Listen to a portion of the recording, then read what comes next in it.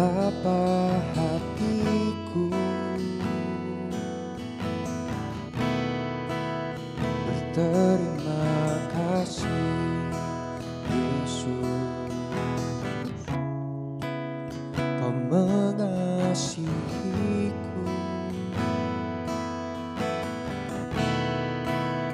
Kau memilikiku.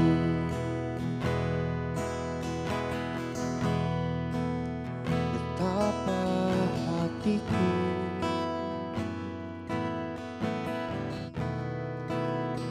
berterima kasih, Yesus. Kau mengasihiku, Kau memilikiku.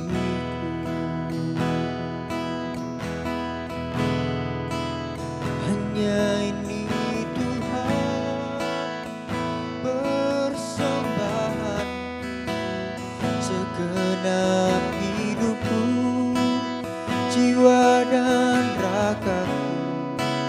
Sebab tak ku miliki harta kekayaan yang cukup berarti untuk ku persembahkan.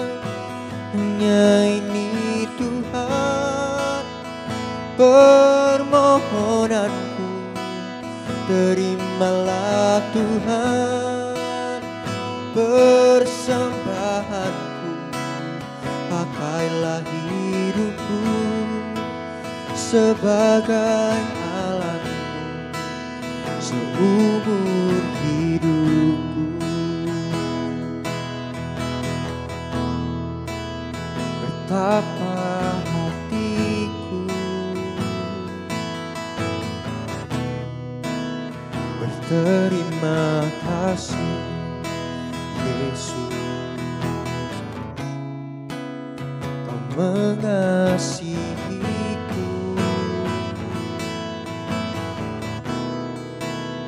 Kau memilikiku. Betapa hatiku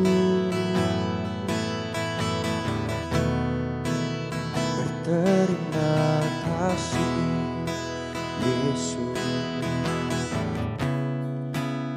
Kau mengasihiku, Kau memilikiku.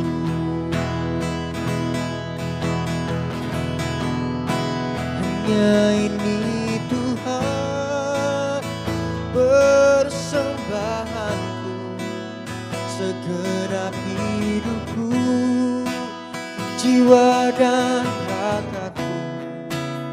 Sebab aku miliki harta kekayaan yang cukup berarti untuk persembahkan. Hanya ini Tuhan, permohonanku. Terimalah Tuhan persembahanku. Pakailah hidupku sebagai alatmu seumur hidupku.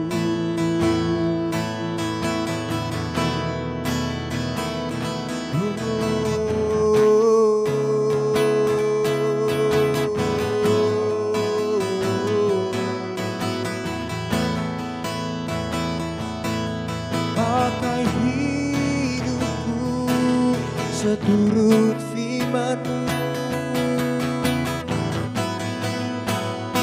sesuai rencana-Mu.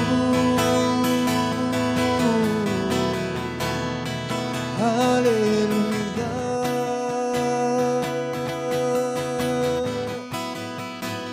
Ku mau menjadi seperti-Mu Tuhan, sesuai rencana-Mu.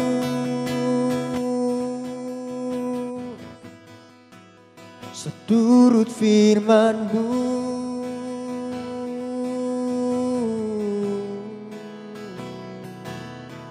Ini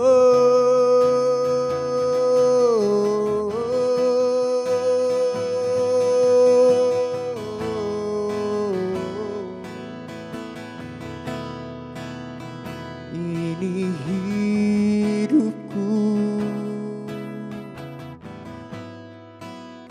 segenap jiwaku hanya bagimu. Haleluya.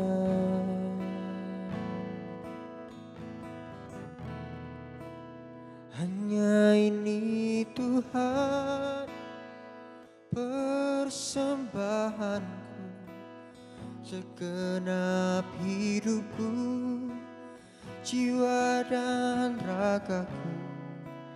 Sebab tak ku miliki harta kekayaan yang cukup berarti untuk ku persembahkan. Hanya ini Tuhan permohonanku, segenap hidupku, jiwa dan ragaku.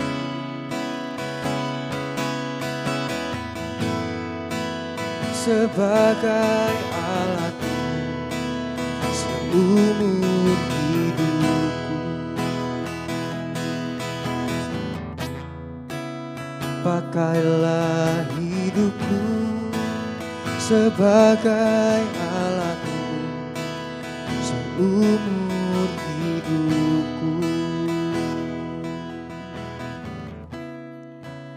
Pakailah hidupku sebagai alatmu seumur hidupku.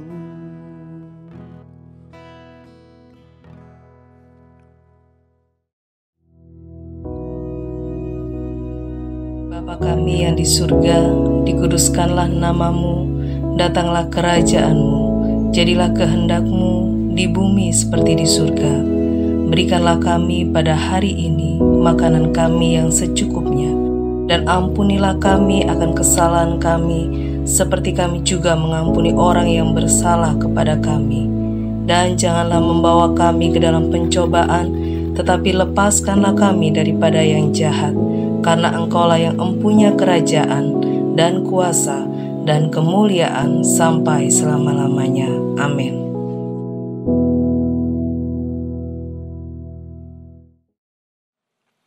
Haleluya, puji nama Tuhan saudara sekalian. Mari pagi hari ini kita belajar sesuatu yang istimewa mengenai God of Wonders. Dia Allah yang ajaib, Allah yang besar. Untuk itu mari kita akan mulai dengan membaca Kejadian pasal yang keempat. Kita akan baca mulai ayat yang pertama. Kemudian manusia itu bersetubuh dengan Hawa istrinya dan mengandunglah perempuan itu lalu melahirkan Kain. Maka kata perempuan itu, aku telah mendapat seorang anak laki-laki dengan pertolongan Tuhan. Selanjutnya dilahirkannyalah Habel, adik Kain, dan Habel menjadi gembala kambing domba. Kain menjadi petani. Setelah beberapa waktu lamanya, maka Kain mempersembahkan sebagian dari hasil tanah itu kepada Tuhan sebagai korban persembahan. Habel juga mempersembahkan korban persembahan dari anak sulung kambing dombanya, yakni lemak-lemaknya. Maka Tuhan mengindahkan Habel dan korban persembahannya itu. Tetapi Kain dan korban persembahannya tidak diindahkannya. Lalu hati Kain menjadi sangat panas dan mukanya muram. Firman Tuhan kepada Kain, mengapa hatimu panas dan mukamu muram? Apakah mukamu tidak akan berseri jika engkau berbuat baik? Tapi jika engkau tidak berbuat baik, Dosa sudah mengintip di depan pintu. Ia sangat menggoda engkau, tetapi engkau harus berkuasa atasnya.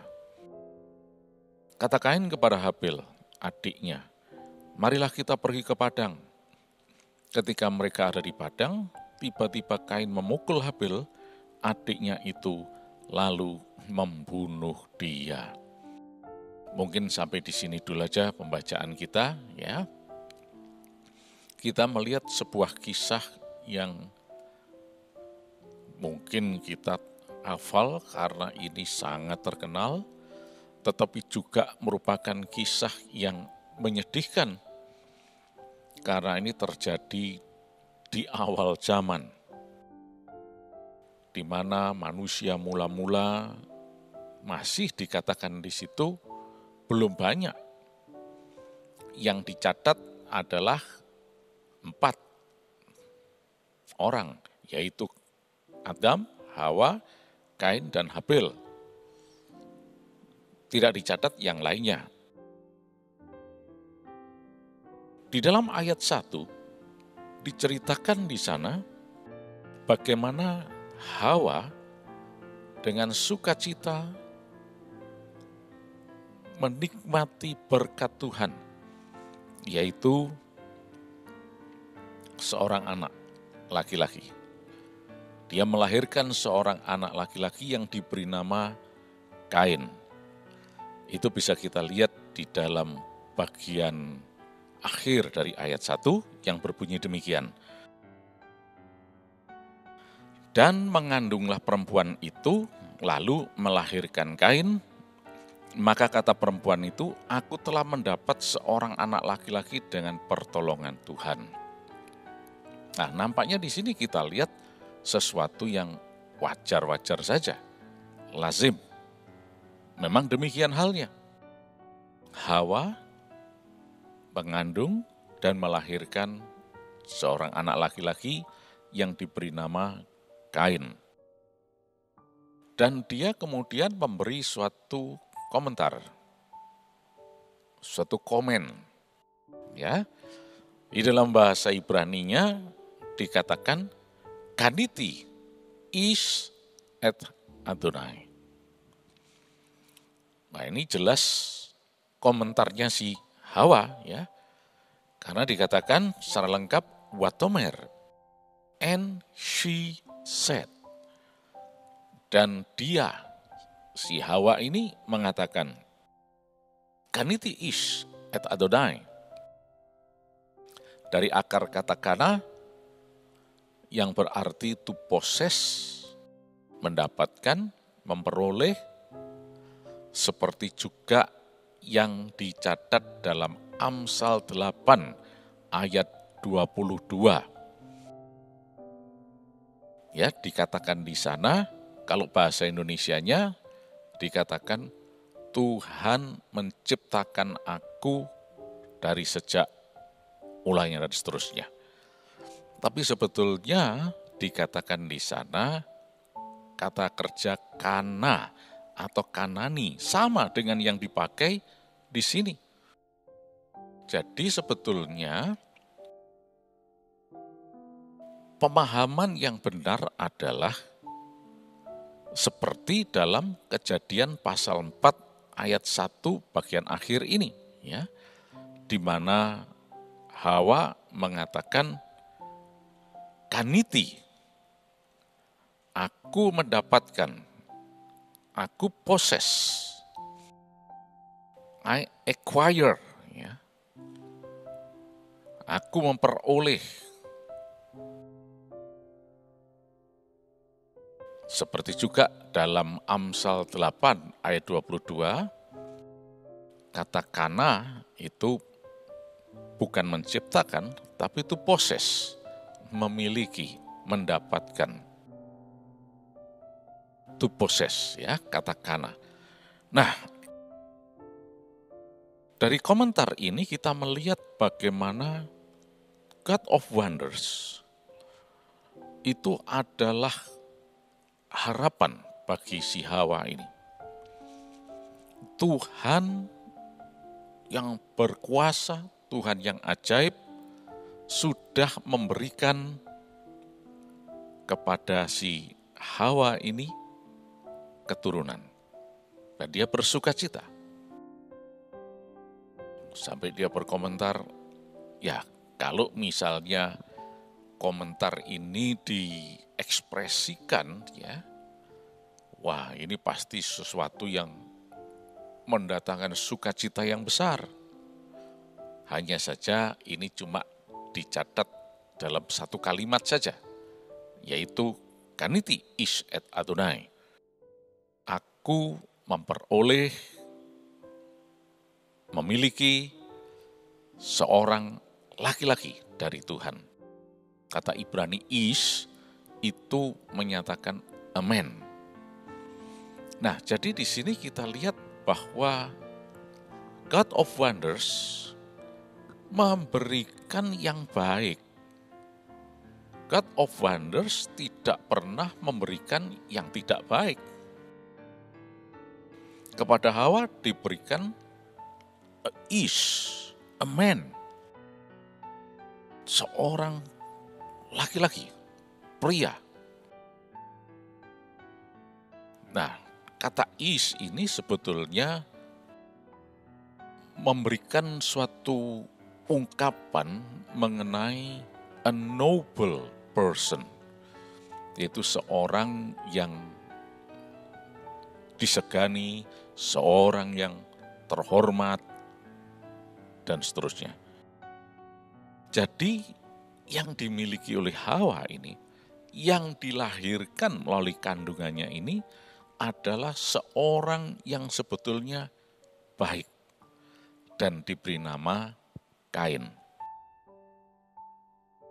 Kain tidak dilahirkan sebagai seorang perampok, pembunuh, pencuri, penjahat, dan sebagainya. Tapi Kain merupakan anugerah Tuhan yang terbaik dalam kehidupan Hawa. Nah, puji Tuhan.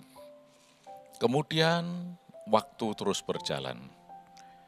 Kain beranjak dewasa dan diceritakan tadi dalam ayat yang kedua, bagaimana Kain kemudian menjadi seorang petani yang menggarap ladangnya, yang berurusan dengan berbagai macam tumbuhan dan sebagainya, yang dibutuhkan untuk manusia. Mulai dari gandum, beras, dan sebagainya. Ya, tergantung apa yang dia lakukan.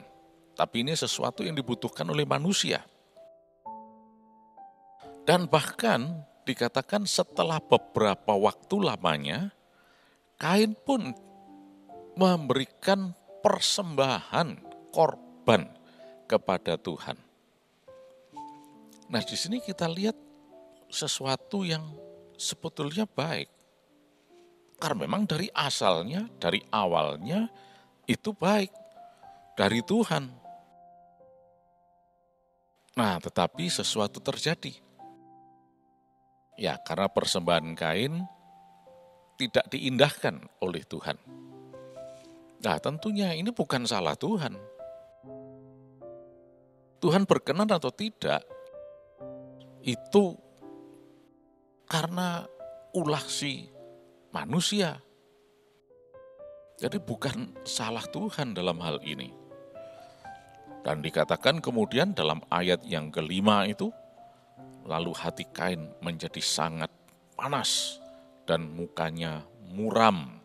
Nah, coba saudara lihat, seorang anak Kain dilahirkan dalam keadaan yang baik, merupakan anugerah Tuhan, menjadi seorang yang baik. Ternyata di sini kemudian dia bisa menjadi panas hati, muram mukanya.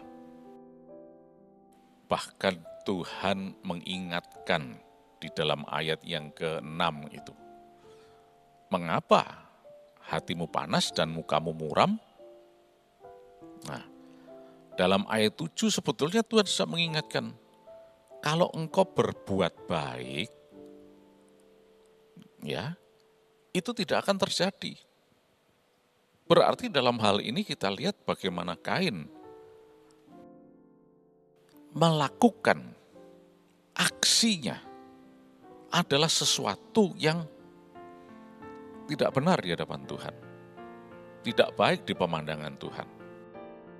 Dan betul, apa yang terjadi?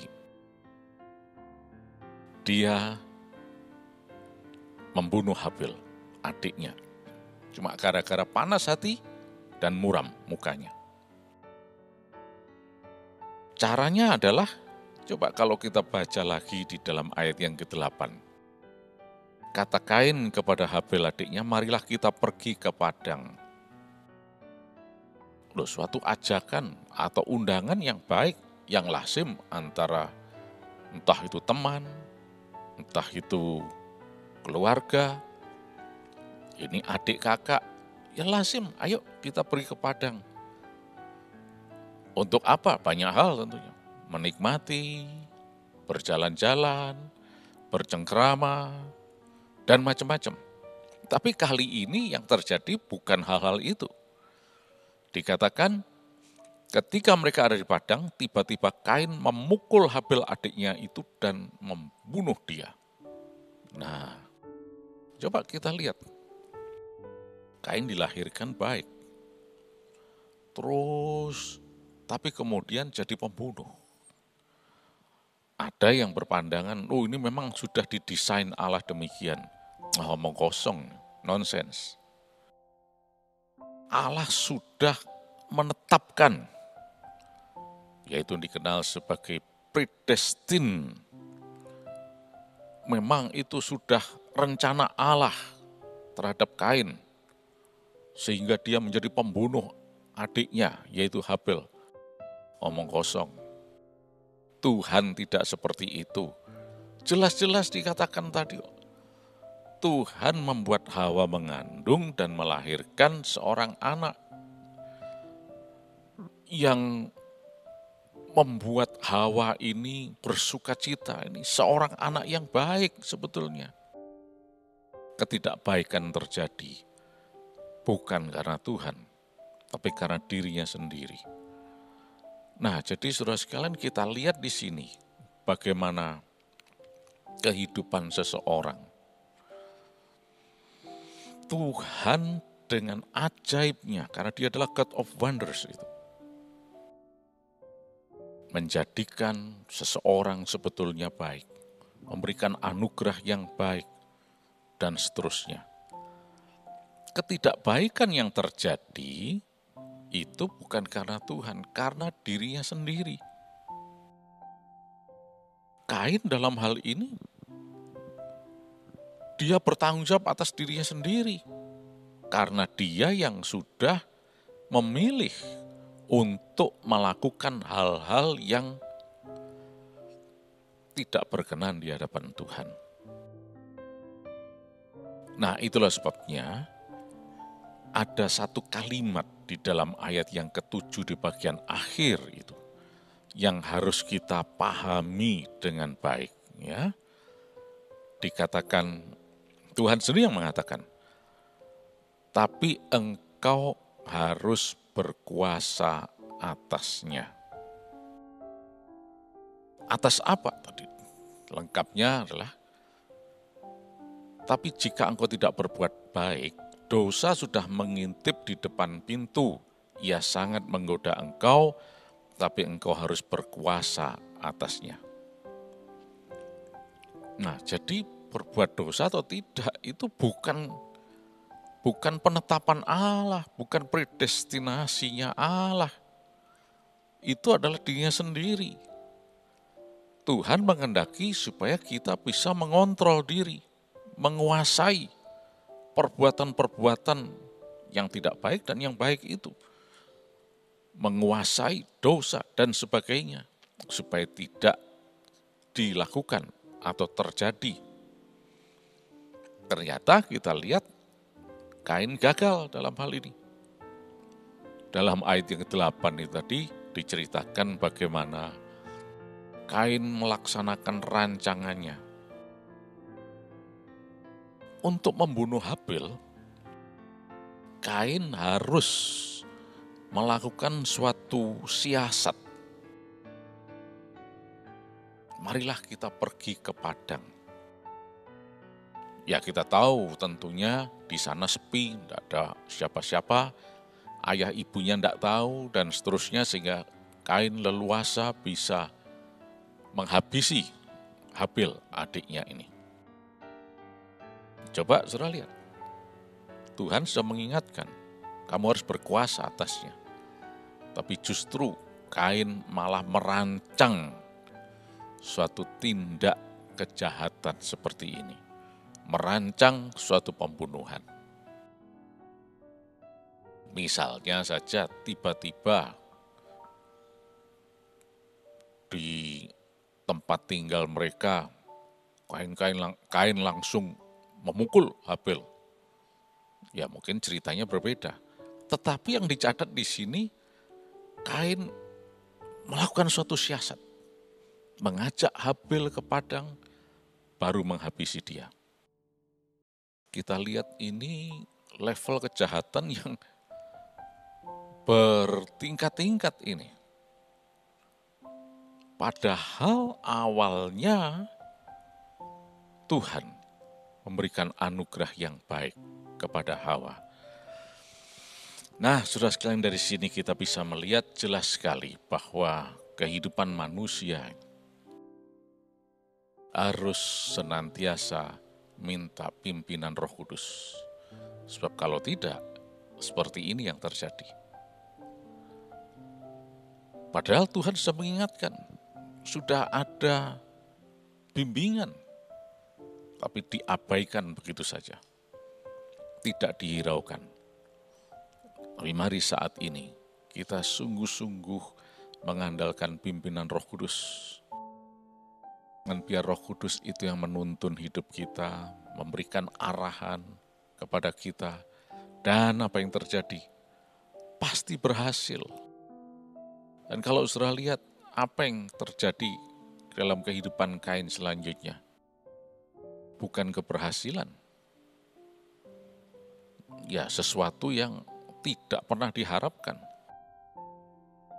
Sesuatu yang bertolak belakang. Tadi awalnya Hawa bersuka cita, aku bersuka cita, aku memperoleh seorang anak laki-laki. Malah dikatakan dalam bahasa aslinya, seorang yang a man, noble, walaupun masih kanak-kanak. Tapi di sini Hawa melihat sesuatu yang cukup istimewa. Ternyata pelarian akhir hidupnya. Ternyata pembunuh. Ternyata perancang tindak pembunuhan. Hanya gara-gara panas hati, muram, karena persembahannya tidak diindahkan Tuhan. Mari saat ini kita cuma minta pimpinan Roh Kudus, agar kita bisa menguasai, mengontrol kehidupan kita, dan selalu bertindak sesuai dengan kemauan Tuhan. Nama Tuhan yang dipermuliakan, bukan seperti Kain ini. Ini contoh kehidupan manusia. Saudara, kita semua tidak beda dengan Kain. Tapi bedanya, kalau kita dipimpin Roh Kudus, kita bisa mengendalikan diri kita dengan pimpinan Roh Kudus, dikendalikan sendiri oleh Roh Kudus bahkan.